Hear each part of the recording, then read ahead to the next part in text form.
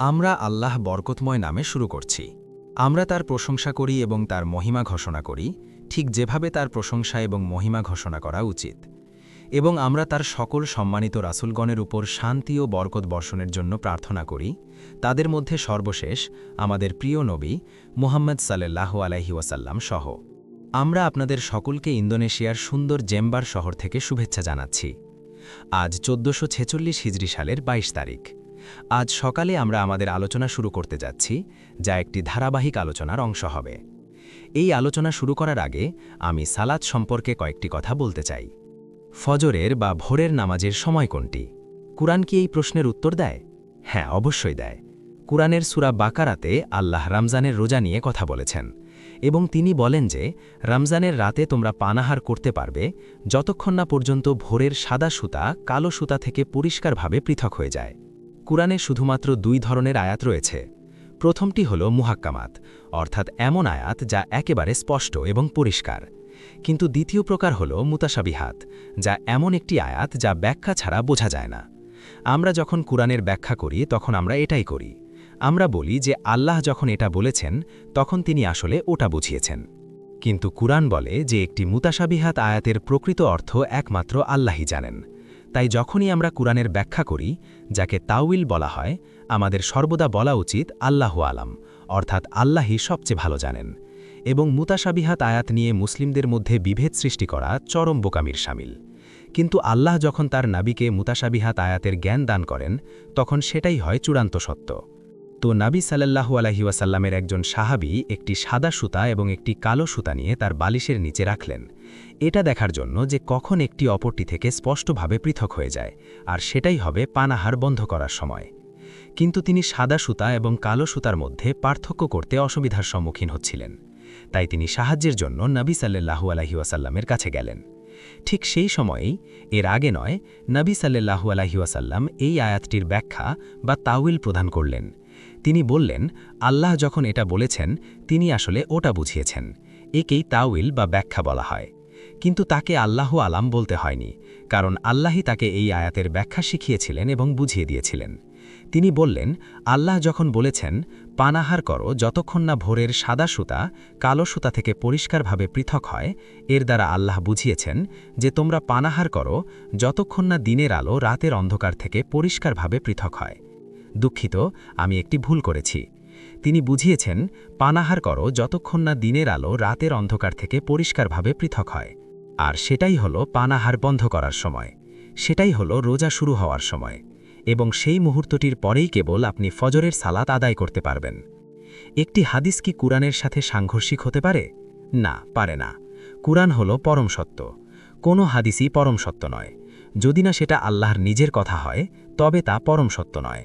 এবং আল্লাহ কুরআন সম্পর্কে বলেন যে তিনি এটাকে আল ফুরকান হিসেবে পাঠিয়েছেন, যা সত্য এবং মিথ্যার মধ্যে পার্থক্য করে দেয়। সুতরাং হাদিসের বিচার করার দায়িত্ব হল কুরআনের। যদি কোনো হাদিস কুরআনের সাথে সামঞ্জস্যপূর্ণ হয়, আমরা তা গ্রহণ করি। কিন্তু যদি কোনো হাদিস কুরআনের সাথে সাংঘর্ষিক হয়, আমরা কিভাবে তা গ্রহণ করতে পারি?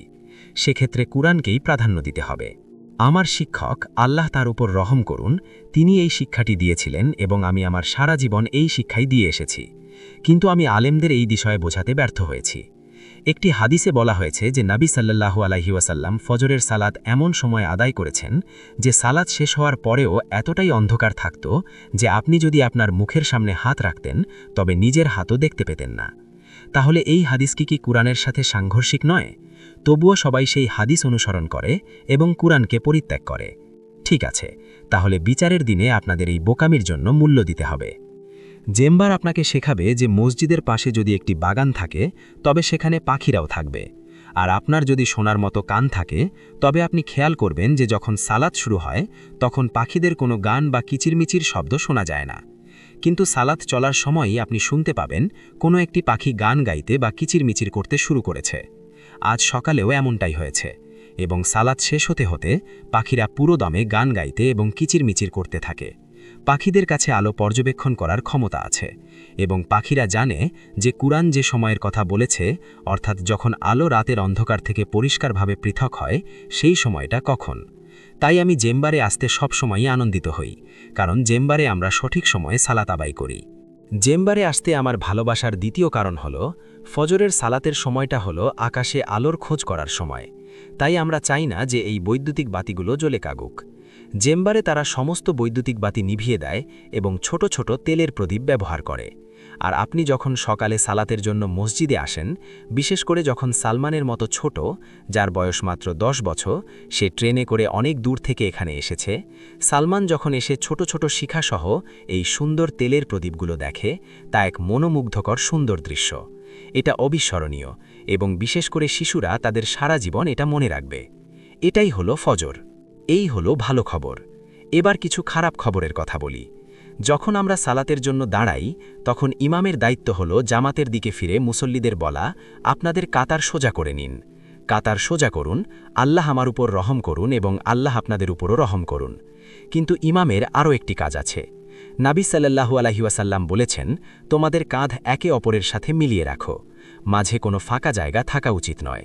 যদি তোমরা ফাঁকা জায়গা রাখো, তাহলে শয়তান সেই জায়গা দখল করতে আসবে। আজ সকালে আমাদের কাতারে এত বেশি ফাঁকা জায়গা ছিল যে তার ভেতর দিয়ে একটি গাড়ি চালিয়ে দেওয়া যেত। সুতরাং এটা বন্ধ করতে হবে। নিশ্চিত করতে হবে যে মাঝে কোনো ফাঁকা জায়গা নেই। কাঁধে কাঁধ মিলিয়ে দাঁড়াতে হবে। জামাতকে একথা মনে করিয়ে দেওয়া ইমামের দায়িত্ব। কিন্তু এই খারাপ খবরের পরে আরও কিছু ভালো খবরও আছে। সালাত শেষ হয় যখন ইমাম ডামে এবং বামে সালাম ফেরান, আর চেম্বারে সালাত শেষ হওয়ার সাথে সাথেই মসজিদে সম্পূর্ণ নীরবতা নেমে আসে। মসজিদে তখন শান্তি ও নীরবতা বিরাজ করে।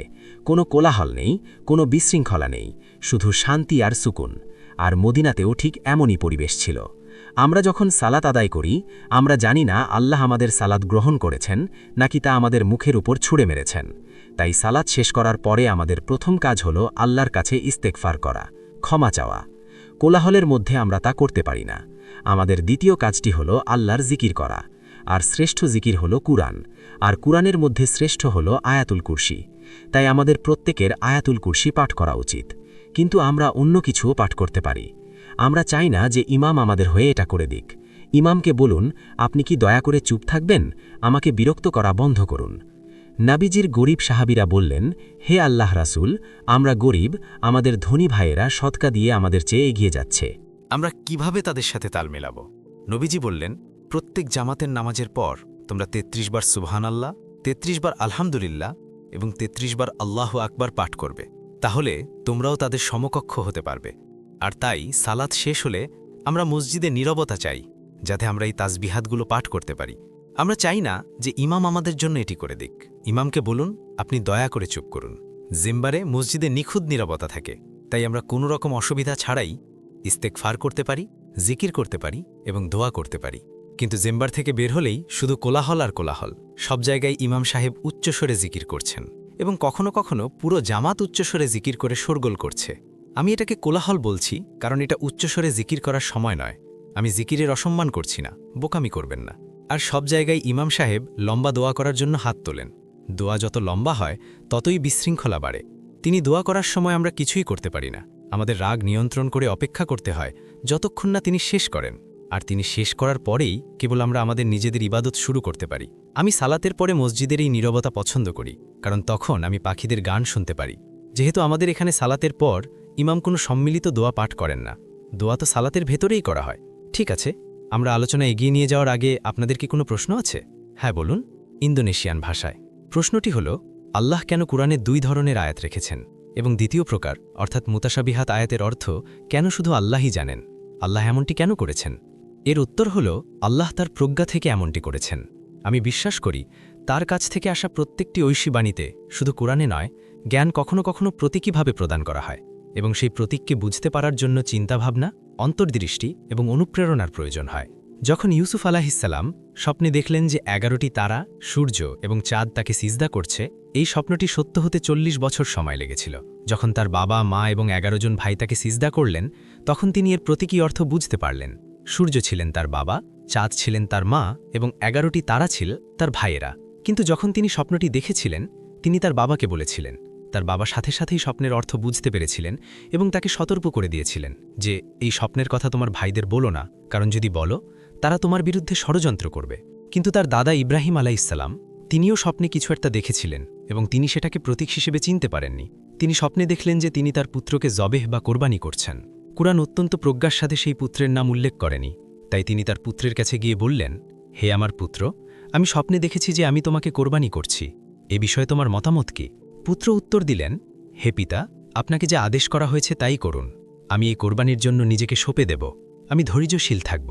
এবং যখন তিনি তার পুত্রকে কোরবানি করার জন্য শুইয়ে দিলেন, তখন আল্লাহ ডেকে বললেন, হে ইব্রাহিম, তুমি তো ইতোমধ্যেই স্বপ্নকে সত্যে পরিণত করেছ। এটা ছিল প্রতীকী। আল্লাহ কখনো মানুষের কোরবানি চাননি, তিনি চেয়েছিলেন যাতে ইব্রাহিম তার অন্তরে পুত্রের কোরবানিকে মেনে নেন। আর প্রতি বছর যখন আমরা কোরবানি করি, আমরাও সেই পুত্রের কোরবানিকে স্মরণ করি এবং মেনে নিই। আর সেই ত্যাগ আজও ঘটে চলেছে। পৃথিবীর অনেক জায়গায় মজলুম মানুষেরা সেই ত্যাগ স্বীকার করছেন। সুতরাং এটি প্রতীক সম্পর্কিত একটি শিক্ষা যে আল্লাহ তার প্রজ্ঞায় কখনো কখনো প্রতীকের মাধ্যমে জ্ঞান পৌঁছে দেন এবং কখনো কখনো আমরা ভুল করি।